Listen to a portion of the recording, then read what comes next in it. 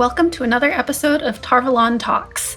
My name is Fenya, and I'm joined today by Thad and Veri to discuss Season 1, Episode 4 of Amazon's Wheel of Time. We'll do our best to keep all spoilers to Books 1 and 2 until the end. Okay, so do we want to start our discussion of this episode with the cold open? Yes. So Logain is the cold open for episode 4, where we see him in Gyeoldon. I hope I'm saying that right. Am I saying that right? Yeah, you got it. Gyeoldon, yeah. All right. Nailed it. So we see Logain in Gyeoldon, and it sounds like his armies are tearing the city apart, and the king is running through some building. I don't want to assume it's the castle. It just looks very castle-esque. I would assume it's the castle. He's trying to escape the castle, get away from Logain and his army. Yeah, it threw me off at first because you see Logain is approaching the king and he starts to channel. And this is where I think is the first time that you start to see the one power being corrupted, with the taint, right? Yeah, it's the first male channeler we see channeling, and we get to see the taint. Mm-hmm. And that was great, except how they visualize the one power. You start to see the one power and you see these individuals coming up behind him. And the first voice that you hear in his head is a woman's voice, someone that the credits refer to as Alusha. And it was confusing because who is this woman? Who is this supposed to be referring to? And I'm pausing on my Amazon Fire remote trying to figure out who this is. That's how I know the person's name. But then a second figure comes up on his other side and it's a man talking. I had no idea who these people were and what they were supposed to be referring to. Do you guys have any idea who those individuals are supposed to be? That's just the madness talking to him. I'm sure there's an Easter egg there, probably, but that's just madness manifesting. Yeah, that's kind of what my take on it was as well. And it's a nice tie-in to later on in the episode, he says that they talk to him. I don't remember what exactly he says, but he says something about previous channelers. He basically goes the Avatar route of he hears the voices of the previous dragons, and I think this is a great way to throw a wrench in it because, as book readers, we all know it's going to be a guy because that's just how it works.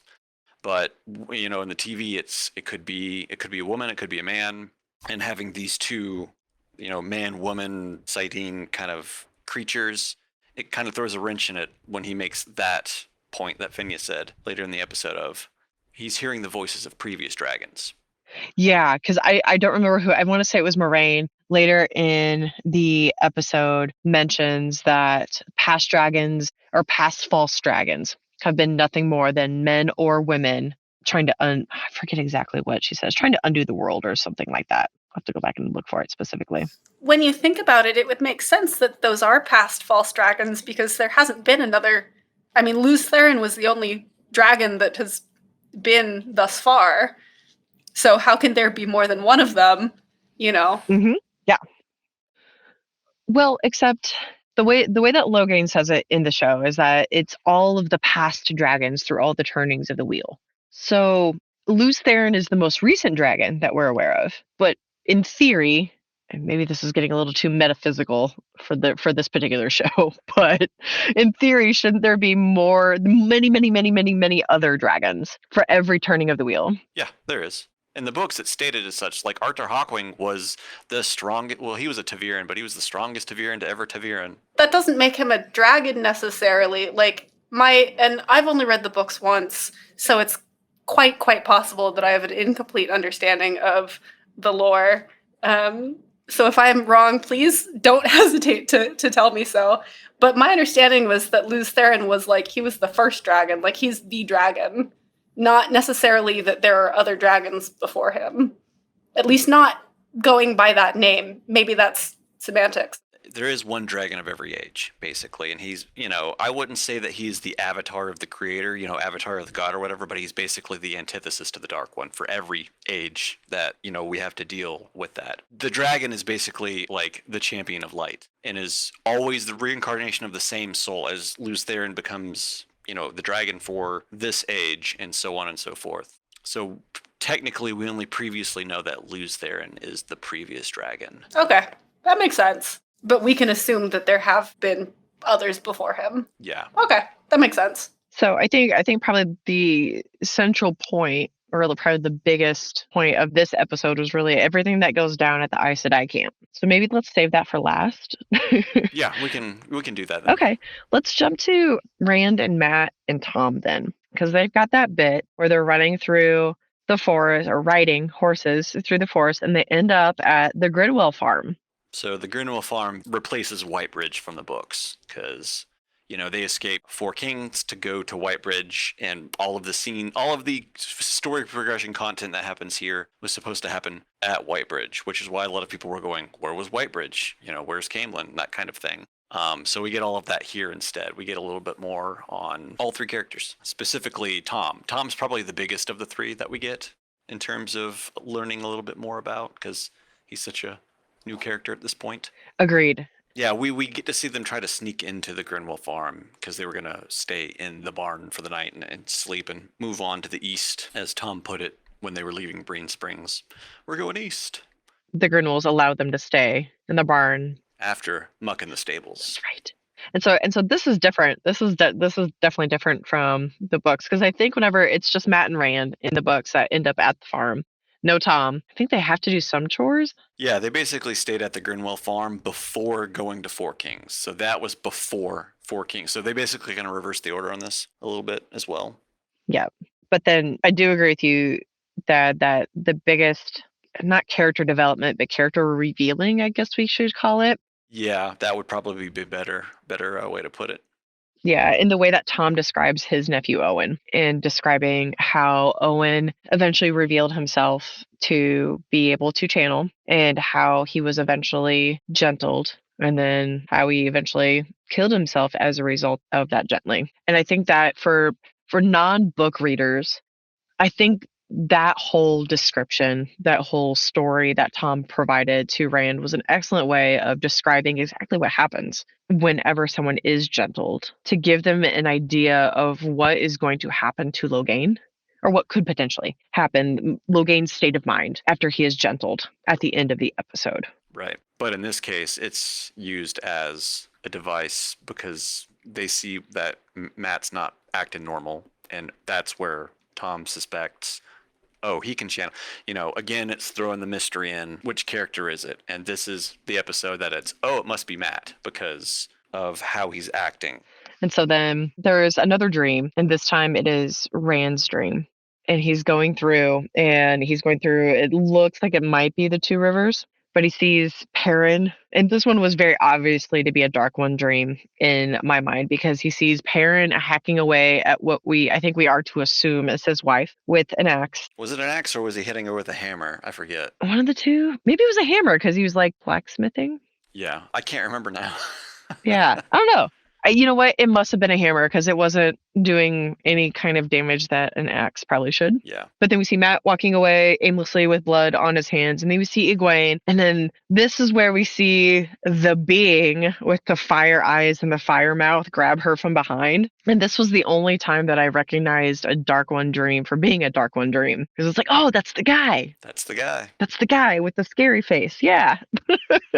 He screams a lot. Yeah. But then Tom comes and wakes Rand up, and Matt's not there. But what I'm not sure of, and I'm curious to hear what your guys' thoughts are on this, is why Tom wakes him up in the first place. Is it because Matt's not there? Is it because Tom hears something? I don't know that they say. Maybe he just figures that, Rand and Matt are friends, and Rand would have a better idea of how to calm a channeling Matt or a going mad Matt down than a relative stranger would. So do you think Tom found Matt in the house with the family first and then ran out to get Rand? No, I think that Tom woke up, saw that Matt wasn't there, got Rand up because, well, if Matt is going crazy, a familiar face is going to be more effective at calming him down and settling him than a relative stranger would be. Like a sleepwalker. That's a good point. Yeah. Because then after that, they go into the Grinwell's house and see the entire family murdered. And then Matt being all creepy with the black vomit, I guess, receding back into his mouth. Yeah, it's the physical manifestation of Mashadar at this point. So I did flip open. Rand startles himself awake, and Tom is there going like, hey man, it's okay, I'm here. Oh, okay. I missed that. I thought something like, kind of like how Perrin was woken up out of his dream, and it was Egwene saying, the wolves are coming. Like, Yeah. No, Rand got scared awake, basically. gotcha. Okay. So, but yeah. We see Matt just standing in the house. Well, what'd you say? Creepily? Yeah. Yeah, very creepily, just staring into the darkness. And he does the thing with the knife. Yeah, he's just doing this. It's like, I see you. Oh, that's so creepy.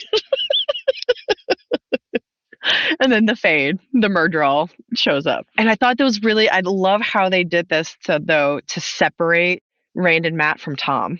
Because then, again, this goes to Whitebridge, right? Mm-hmm. Yep. Basically, this fight would have happened out at Whitebridge because the Fade was after them. He holds the Fade off. Yeah, exactly. All right. So I guess here is the big question of it. Are they going to give Tom the limp for the entire show from this fight, or are they going to make it something else? Because remember, like, I guess a parallel to this was in the Game of Thrones, Tyrion loses his nose, but they just give him like a facial scar in the TV show instead. Was the limp really pivotal to the plot line at all? Not in the least. I didn't think so. What about you, Fenya? I don't think they're gonna give him the limp. I think that he'll have a scar, he'll have some healing time maybe, but I don't think that they're going to. I think it would be more of a hassle than it's worth for them to make Tom limp for the rest of his appearance in the show. Because nothing happens that requires him to have the limp. Yeah. It's just a reminder of what he did to save the boys. Yeah. Also, is it spoilers to talk about him coming back? I mean, we've kind of implied it, I guess, earlier on in the show. I think they have specifically said that he's coming back for the show, so I don't feel like it's too spoilery to really talk about that. And we have already talked about how he's not coming back in season 2, so I guess it's a little late for us to consider it spoilers. I think Rafe has come out and said he's not going to be in season 2, so. I think for the purposes of what we're discussing during season 1, it's covering books 1, 2, and 3. I don't know all what season 2 is supposed to cover, but it's probably go a little bit into book 3, I'd imagine. Okay, but season 1 is really just supposed to be book 1 and 2. But Tom is in book 2. Just not a whole lot? Or is he at all? Very little. He's there at the beginning. Don't look at me. Come on, Fenya. I mean, if you want, you could go to the Tower Library and look up the chapters he appears in. Oh, you can do that, can't we? That sounds like a lot of work. It's a lot of work. But the Tower Library has made it very easy. Oh yeah, whenever you need something answered, you can go and find your answers there. But yeah, I don't think it's too spoilery to talk about where he does and doesn't appear in terms of the show at this point, because it's already been publicly stated by the showrunner. And unless you're going on full blinder mode for the TV show, why are you listening to this podcast in the first place? Excellent point.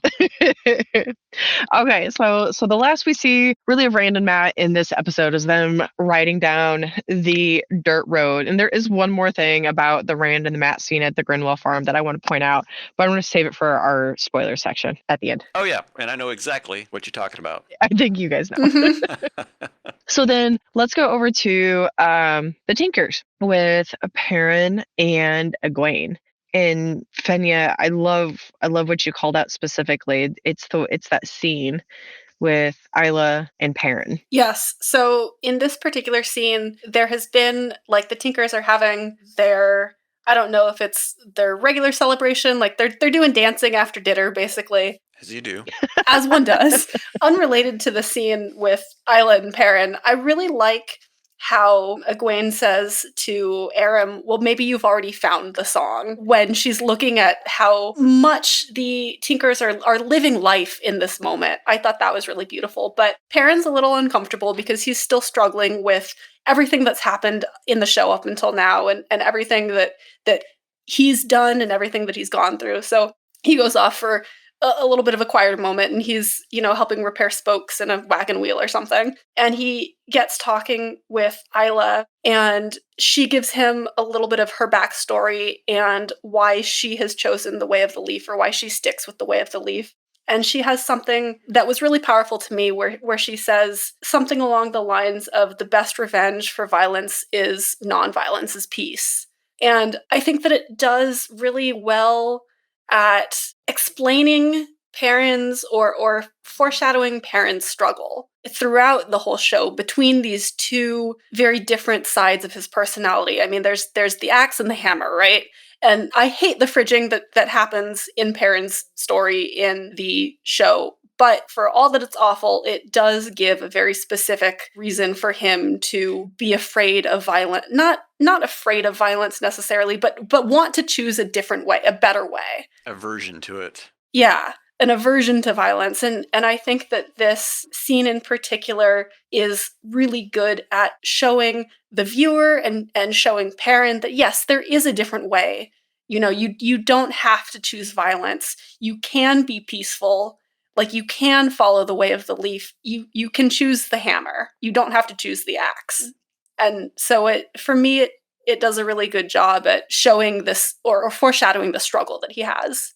That's one of the problems that I really had in the book throughout the series. It was really trying to understand where this conflict came from. Yes. Well, what do you mean, where does his struggle come from? Because in the first book, it's from him killing the White Cloaks. That's where his struggle comes from. Maybe...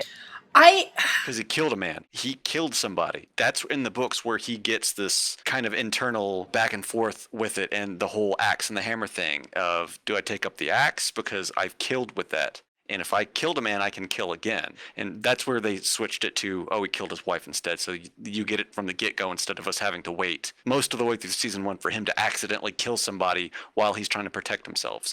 100%. That was the struggle for me, because obviously I think I latched onto the idea very quickly in the books, like, oh, the White Cloaks are bad. They're just a bunch of bigots. And yeah, kill them. Who cares? Why are you conflicted about this? Because apparently I'm a murderous little creature. So it makes more sense for the show. And I think I think you're right, that I think that's probably one of the reasons why they switched it up from a White Cloak to his wife. Because granted, it was an accident, but you killed your wife, man. I can totally understand how you would feel guilt and you would have conflict between this violence versus peace now. So that makes sense in my head now. Thank you. Yeah, I also was struggling with that conflict in the books. And what you say, Thad, makes sense. I'm going to be honest. By the time I got to book 14 or whatever, I didn't remember that was why he was conflicted about killing. Like, I feel like this is maybe a shortcoming of the books or the length of the books or whatever, but he spends so much time talking about how he's conflicted, but not enough time reminding the reader why he's conflicted, that the conflict feels manufactured, even if there is this very good reason for it in the beginning of the books, and that you're not likely to forget him killing his wife in the TV show. I mean, also, maybe that's just me as a reader. You know, I forget things. Well, there's a couple of kind of varying factors with it. Of A, you probably only read through the series one time, correct? Once. Technically, I've read the first 2.5 books twice, but that doesn't really count. Okay, yeah. So for someone who rereads it a lot, like me, you kind of remember specific scenes like that a little bit more than once through, and you're just like, oh, what happened at the beginning? It's 14 books. I'll read it. I'll read it in a chapter summary somewhere or something like that. Yeah. B, not only does he like kill a man, there's also a little bit of other, I guess you could say, spoilery setup that we could save for the end, because it ties into the stuff that is currently going on in the episode, but I guess they have decided not to reveal any of that stuff yet. So it could be also related to that. I won't say what just yet. Yeah, like, there's a lot in the books that makes me remember that he killed this White Cloak, but not a lot that makes me remember that is why he is having this inner conflict about peace versus violence. Yeah, that is the basis. It grows beyond that because, you know, how Perrin gets in his own head about everything. That's what starts it, basically. From book 1, you constantly heard that he is the big, strong kid who never wants to hurt anybody, so he has to be extra careful, and he went a little too far here, and he killed a man. And that's where he kind of had that mental flip in his head of, you know, aversion to violence. Even though, like you, they were bad guys. I don't care if White Cloaks get killed. So why should Perrin? Here's the thing. They don't see themselves as the bad guys, though. Kill all the bigots. I don't care. But we don't, I mean, we don't really see the books from their point of view, so. No, we do not. We do get some points of views. Occasionally. Throughout the book series, and it's never good. It's never good. It's never good. Yeah. No. Even later in the series where we get a much larger chunk, it's still not good. No. And not good, and it's terrible. It's terrible. It's bad writing. They're just not good people. No. They're horrific people. All right, so let's jump to the big setting, we'll call it, of this episode, and that is the Aes Sedai camp. So they have set up this big camp. Loghain's there. He's in a cave. He is being shielded by two Aes Sedai. I think the two Aes Sedai that are shielding him at first are Liandrin and Alana. Karine. Oh, no, she meets up with them. Yeah. And then Moraine is healed immediately by Karenni, which I could not remember, and I did not have time to look it up. Do you guys remember, is Karenni in the books? Yeah, she's in New Spring. Oh, okay, cool. I should say she's mentioned in New Spring. In passing. Yeah, I think it's a name that appears in the books. I don't know if it's really a character that appears in the books. Yeah, she is a green sister with Steppen as her warder from New Spring. And I don't think we ever get a point of view from her, although I could be wrong. It's been a bit since I've read it. But yeah, this specifically is digging deep into the lore to get some characters instead of just coming up with two random sisters. It's if you know your lore, you know who these people are. And I am so happy that they did that. That just makes me happy. That just warm and fuzzies. They weren't just making people up off the top of their heads. I love that. So Karenni heals Moraine, and Moraine is like, you should not be this exhausted from healing me. What's the big deal? And Karenni says, it's not you, it's shielding Loghain. And it's a cut scene with a voiceover of Karenni going into the cave, and it's Liandrin and Alana both shielding Loghain, and we learn that it takes two of them, at least two of them, to shield him. He's that strong. He's that strong. And you kind of see him just like on his knees, almost meditating in his cage effortlessly. Like it's not that big of a deal. And the Aes Sedai even call it out. He's just sitting there. He's not doing anything. So they're marveling at the fact that as much effort as they are putting into shielding him, he doesn't seem to be doing anything to fight it. And the only reason that and I think it's implied, but if you've read the books, then you would probably know that the stronger someone is in the power, the more energy you have to exude to shield them. So it's based on their power. Yeah, because I guess I'll save that. I can save this little tidbit for the spoilery section, but yeah, it does relate to that. But then Moraine comes in and she takes over, and that's when you see her, like, as soon as Liandrin lets her shield down, you kind of see Moraine jolt a little bit whenever her shield hits his power. And he kind of, I don't know if he's like testing it a little bit or if it's just like, oh crap. No, that's what, they describe it in the books all the time, that when someone gets cut off from the source from a shield, they kind of give that kind of metaphysical description of you're kind of feeling along and you feel like an invisible wall shielding you from touching it. And that's what he's doing. And he's probably trying to creep along it to try to find a weak point to get out, because that's a thing. But how do we feel about how they depicted shielding? How it's kind of like the web that kind of drapes over them and kind of settles in. I don't know how I feel about it. I didn't mind it. I didn't have any strong feelings about it. I do have kind of strong feelings about why they're just sitting in this cave with him rather than traveling. But that's neither here nor there. The shielding itself, I think, is fine.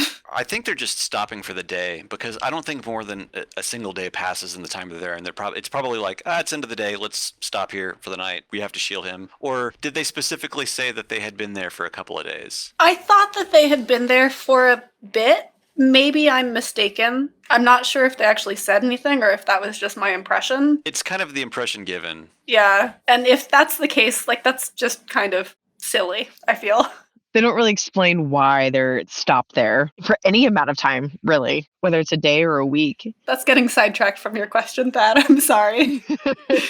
Oh, it's fine. I actually liked it. I liked how they showed it, because honestly, if they had done something that actually looked like a shield, that would have been super cheesy and awful and not realistic. I agree with you there. You got to give a little bit more visual flair with this kind of thing. Yeah. Yeah.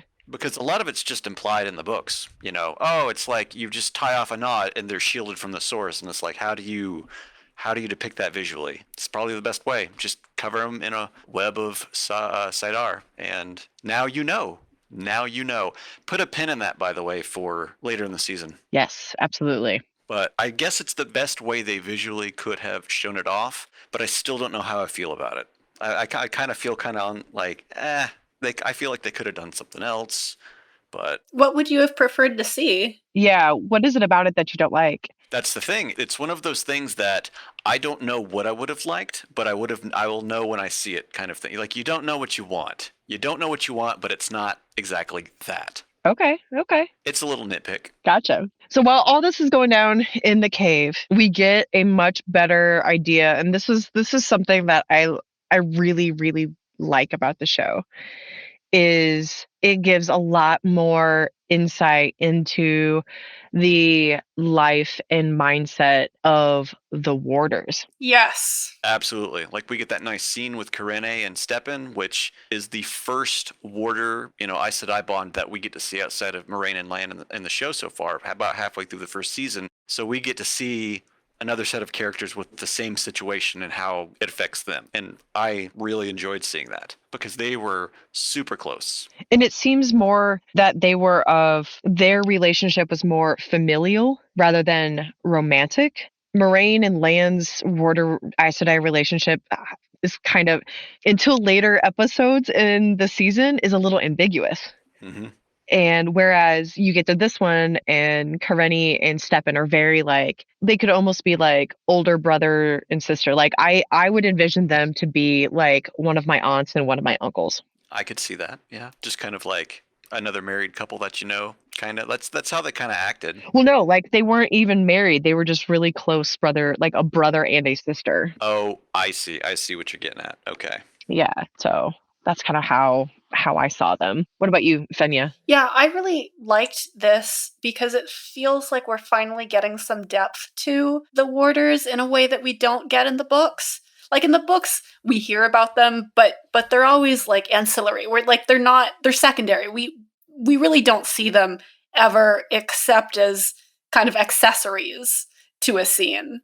And so here we're finally getting insight into their personalities and how the bond affects them. We see the different kinds of relationships, like you were saying. Like, we see Kareni and Stepan's familial relationship. We see Alana's romantic relationship with her two warders, Yvonne and Maxim, is it, I believe? Mm-hmm. Yep. So we're just seeing the range of relationships that a warder and their Aes Sedai can form. And it feels so much more in-depth and expanded upon, which I really, really appreciated. Yeah, it's world building that I am happy to see because, as you said, when it comes to the warder stuff, we see some of it, in later books at the White Towers, where it's just warders with warders, and we don't really get to see the interactions with their Aes Sedais. And when their Aes Sedais are around, you don't really get, a personal kind of thing between them. Yeah, the warders finally in this scene, in this show, like, they really start feeling like people to me instead of just kind of set dressing.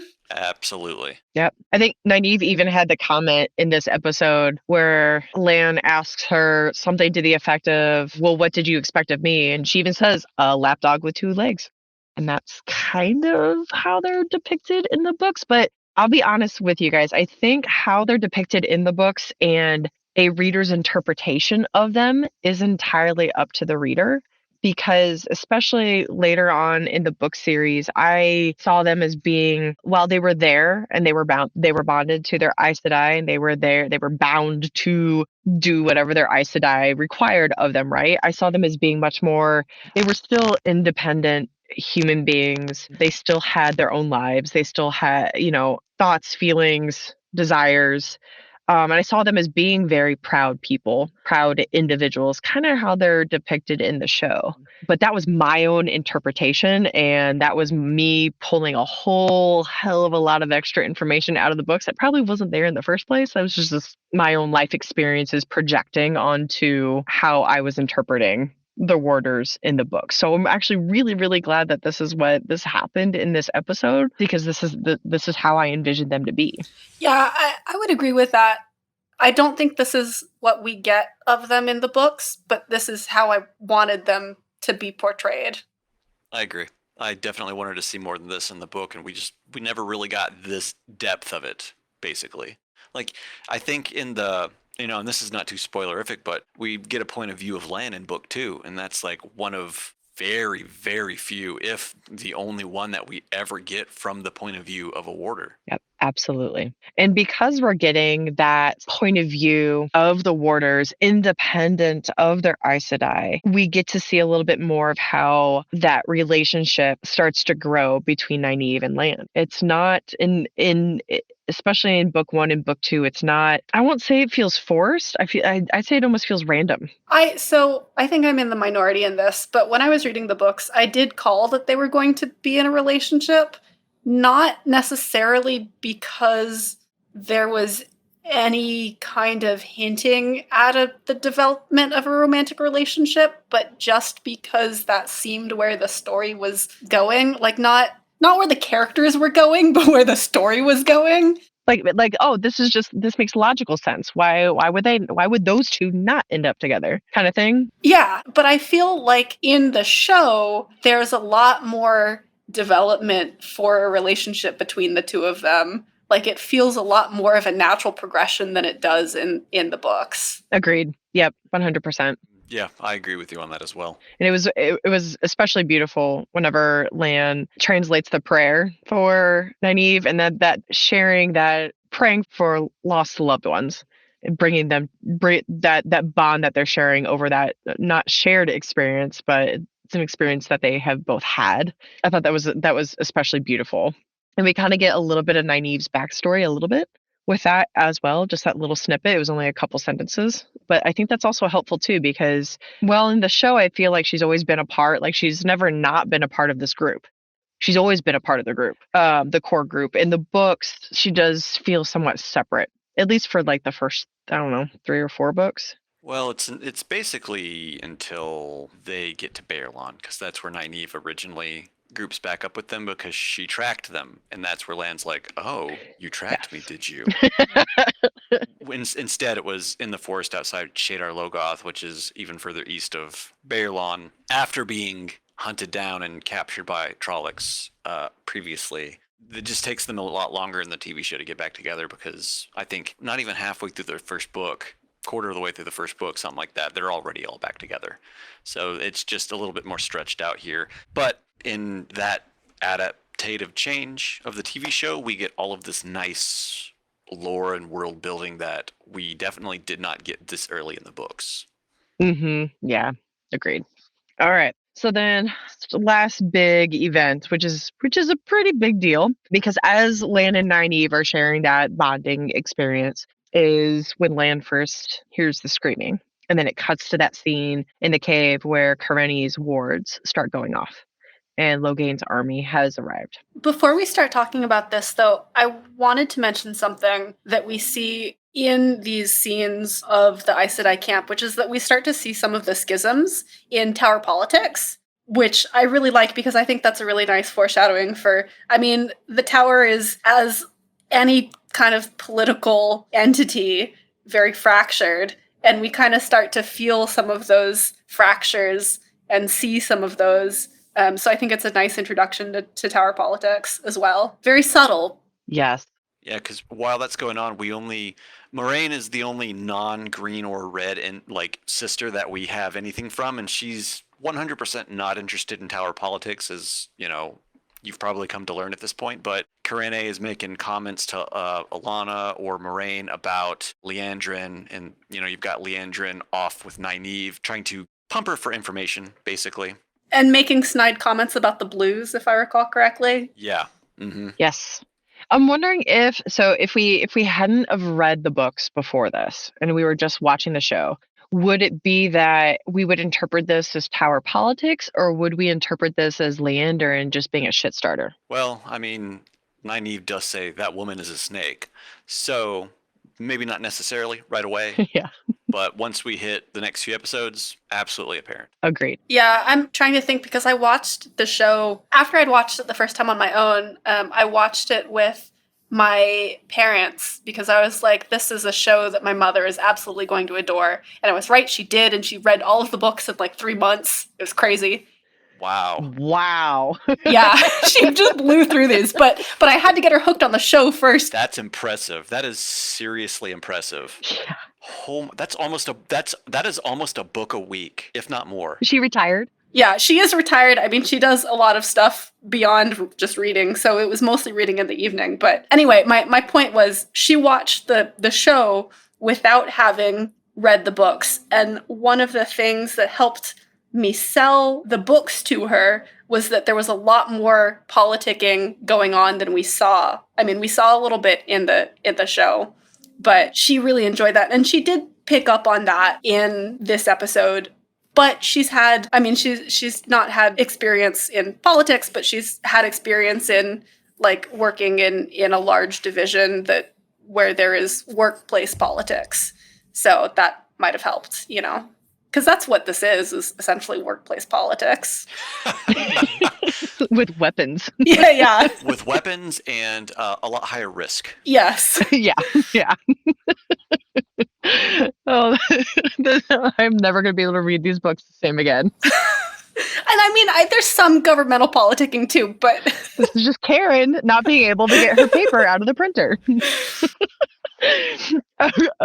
Okay, so we cut to Logain's army has showed up, right? And it's being led by the king of Gildon. And Thad, your notes captured the end of this very well.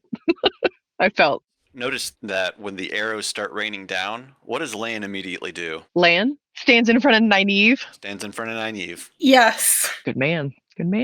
Like unconsciously, he's looking up at the arrows and he just like moves in front of her right before Alana stops them. Which again, more like foreshadowing for romance than you ever get in the books. Yes, agreed. But the coolness of Alana showing off her channeling skills was not only stopping the arrows, but then changing directions. Yeah. And then having them rain down on the enemy army coming in. That was pretty cool. And then she gets the chance to show off her badass channeling skills a few minutes later in the forest. Well, she is the battle Aja. Exactly. And she just rains hell down on the opposing army, and that was fun to watch. That was definitely fun. But this was after the events of everything that went down in the cave. Yeah, these two are kind of happening at the same time as they're kind of peppering back and forth between the scenes. Yes. So Logain just casually stands up and melts his cage after he blasted Karenni and Liandrin and knocked them unconscious. And Moraine comes in and they have a little chat. Now, before this chat happens, this I guess comes in with my nitpick about how they handled shielding in this, because when someone in the books is shielded, no access to the power whatsoever.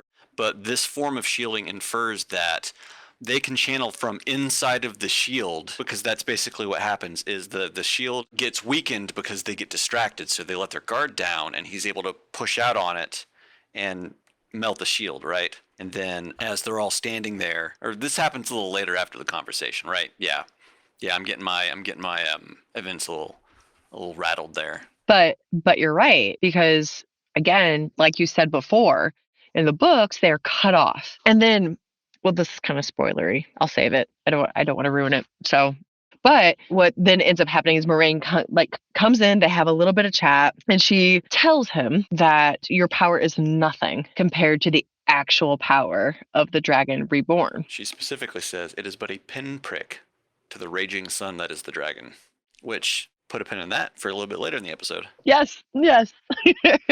Because then is when I think what you were getting to, Thad, is yeah, the battle's going on out there. Liandrin and Karenni come in and they attempt to re-shield him. And as the shield is kind of, I guess, expanded away from his body, he's channeling these like little sardine spikes, and Karenni notices it and throws a shield up in front of the other two, and she gets hit as it tears through the shield. I mean, they go to great lengths. The showrunner and all the people go to great lengths to make everything as accurate as possible. And I don't know, that just rubbed me the real wrong way about how they handled that specifically, because he shouldn't have been able to channel at all if he's being shielded. Even if the shield is weak, he would have just broken the shield and then channeled. But he broke the shield with channeling. I don't know, though. I mean, I agree that it's against the lore. Like, no disagreement there. But I feel like you would have a hard time explaining to a non-book audience why you can't break the shield with channeling. Yeah, I'm fine. I'm totally fine with it. It was just one of those things that I say that and I go, that's, what do they call them? The book cloaks. That's not how that happens. Book cloaks. I haven't heard that yet. That's awesome. Yeah, just I guess they've fundamentally for the show changed how shielding works by doing that. And sure, adaptation, it's fine, you know. I think it's for the better too. It gives them more agility to work within the magic system while not breaking it completely. Now, granted, later on the show they do break it in other ways, but at least for shielding, they haven't completely broken it. So yeah, we get a lot to unpack here basically with that, because he does that. They reshield him, or as they're attempting to reshield him, Stepan feels that disconnect once Krene dies, right? And we actually get to see our first. It's not. I don't think it's talked about yet in the show, but for book readers, you know exactly what's about to go down. He's about to go mad, and that's what he does. Runs in, sees his Aes Sedai dead on the ground, and what do my notes say? Stepan messes up badly. Badly. It's a pretty accurate summation of what happens. But yes, yeah. So he messes up. He comes in with his dual axes. He tries to take off Loghain's head, and Loghain pushes out against that shield, shatters the shield and Stepan's axes, and all the shards fly into everybody else in the room. Moraine, Lan, Leandrin, Stepan, I believe. Basically everybody in the room except Nynaeve. It only doesn't hit Nynaeve because she was a little late in coming into the room. I mean, like that's luck, not talent. Yeah.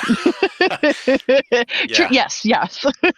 This was not due to her being skillful in any way. That comes when she sees Lan on the ground bleeding out, and this is the only problem I have with this entire scene is the way that the blood looks on the ground. It looks like a giant sticker they slapped. Like it was just very poor editing. Like it's very matte looking. There's no depth or color variation to it whatsoever. And I'm totally nitpicking this. I was just like, well, that's not realistic What enough. is this? Yeah. What is this, Amazon? For shame. Put some more money into your practical effects. Give some from Rings of Power to Wheel of Time. Please, Wheel of Time would do so much better job with that money. Mm-hmm. So Nynaeve sees Lan on the ground. Lan is bleeding out, and this is a revelation to everybody who has never read the books. And she starts to channel. And she doesn't just channel, right? Like she does an AoE heal bomb. Yes. That's perfect. That's a perfect way to describe it. Yeah, because as she's doing this, what does Loghain say? Like the raging sun. Like a raging sun. Which I think that threw a lot of people off, because Nynaeve, they mentioned previously, like a few scenes back, that, you know, men and women can't see each other's weaves. So they're blind to each other, visually at least. A lot of angry Redditors were talking about how would he have known that she was channeling, and probably from all of the dust she was kicking up out of the room, about the room and stuff like that. He could probably feel the pressure of her power, just like the Aes Sedai could feel the pressure of his power when they were shielding him. That's a really good point. And that's a really good way to explain it. But I'll be honest with you, the way that they did it, it's the dialogue that Moraine and he had in setting this up, and then him being able to see her power was beautiful. Or rather feel her power than see it. I mean, yes, if you want to stick to the book lore, which I guess you should probably want to. But I almost prefer the idea of him seeing her power instead of just feeling it, because the raging sun is a very visual metaphor, right? Well, when you go outside and it's a very bright and sunny day and you're not looking at the sun, you can feel the sun, right? Okay, true. Yeah, very true. Yeah, I mean, I had a little bit of an issue with that specific comment and that specific scene. I like that. I like your interpretation that he's feeling the pressure of her power. And it's true that, I mean, I'm sure he can see the results of people who were dying are now not dying. That's a pretty straightforward show of power, too. But it did, just from the way that the conversation with Moraine had been set up, it did feel like he was supposed to be seeing her power. No, the conversation setup was solely to have the audience go, oh, it's Nynaeve that's the dragon. Well, I mean, sure, but I feel like, and to be fair, that is what it did for my mother. like I said, was watching without having read. She was like, "Oh, she's the dragon. She's clearly the dragon." So it was very successful in that respect. But it did make me think that he was seeing her channel. That's the biggest issue everybody has with it. Yeah, and they have. I think that Rafe and company have explained, no, he wasn't actually seeing her channel. But I feel like they could have maybe been a little clearer about that in some respects. But that's just nitpicking. They're just trying to keep it ambiguous. They're trying to keep it ambiguous so you keep guessing on who it is, because, you know, this episode it was shown to be two people. It could have been Matt or it could have been Nynaeve now. Don't get me wrong, I really liked that ambiguity. I think it was something that was needed for non-book readers to keep watching to the end of the season. Why are people going to watch if they don't have this question that they want answered? So I think that they made the right decision there. But sometimes it rubbed up against how I had read the books in a way that I was not entirely comfortable with. And then what that also did too then, and back to your earlier point, Fenya, about the politicking is, and I don't think you realize this immediately if you're just watching the show through for the first time, but it definitely sets it up nicely for future episodes, in that everybody has seen what Nynaeve can do. Because up until this point, only Moraine knows about Egwene, but everybody knows about Nynaeve. And that turns out to be a very big deal once they all get to Tarvalon. Too bad that heel bomb didn't happen about 2 minutes earlier, huh? Yeah. Otherwise, we'd have a Krenny that's still alive. Yeah, which I know that Krenny and Steppen are not main characters at all. They don't really show up ever, but I really liked them in the show, and I was really sad when she got the axe pretty immediately. Mm-hmm. Well, no, she didn't get the axe. Everybody else did. Fair point. So now that the heel bomb goes off, all the Aes Sedai jump in, and Liandrin makes an executive decision. We have to gentle him. He cannot be contained. Fear him, for he cannot be contained. So yeah, there is zero discussion. She just jumps up and says, "Link with me," and nobody questions her. Moraine doesn't question her. Alana just runs in and barely looks around and immediately does that hand motion for linking. So nobody questions Liandrin. Well, we know that Liandrin has been talking to the other Aes Sedai in the camp about gentling him. So it doesn't really come as a surprise that, like, that's what she jumps to, and that some people are listening to her. And I feel like in the moment, everyone is so caught up in, they just almost died. Krenny is dead. Yeah, this guy is clearly a threat. Like, we can't, regardless of what we want to do, regardless of whether or not we want to follow what the Amyrlin Seat told us, like, we're forced at this point to gentle him. And even Liandrin brings up the fact earlier in the episode that the three oaths allow them to make that decision to gentle someone if their lives are at risk. And their lives were very much at risk. Very much so. It does kind of lead me, at least, to wonder whether or not she put them at risk deliberately by weakening her part of the shield herself, but I don't know if we'll ever get that answered, or if that's just a nuance that we're supposed to wonder about. Well. Mm. Yes. But yeah, we get to see our first gentling, basically. Though I like the way they showed it. It was like basically being ripped out of him. Even the hand motion that she does, like she like grabs a hold of like this invisible group of strings and pulls. Yeah. And it literally rips it out of him. And then you see him crying. Yeah. I thought seeing him in the air was a little cheesy, but everything else I liked about it. Yeah, that was a little excessive. They probably didn't need to do that. It was just for drama. It's for added flair. Yeah, like he could have been on his knees or something. Yeah, I can see that. He didn't have to be in the air, splayed back, but Sure he did. On his knees, probably would have been just fine. No. On your knees is for later. That's right. That's right.